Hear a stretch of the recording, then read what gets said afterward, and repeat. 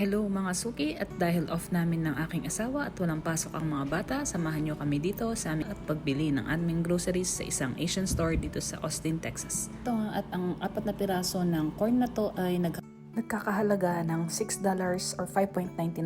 Wala pang tax yan mga suki. Meron din puso ng saging, ayan, meron din cactus, at kung ano-ano pa. Alam nyo ba mga suki, yung mga naka-price tag dyan, wala pang tax yan. Kung magbabayad kayo sa cashier, madadagdagan pa yung babayaran nyo. Katulad yan, $149. Meron pang 8% tax na ilalagay doon sa babayaran nyo. Iyan, ito po yung mga ibang makikita natin. Tapos dito, yan, usually ito kasing H-Mart na to ay Korean store siya. So, mas maraming nakikitang mga Korean products kaysa sa Asian products makikita dito sa store na to. Sa mga ibang Asian stores na pinuntahan namin, ito yung pinaka-paborito namin. Maliban sa malapit 5 to 7 minutes drive away from dun sa apartment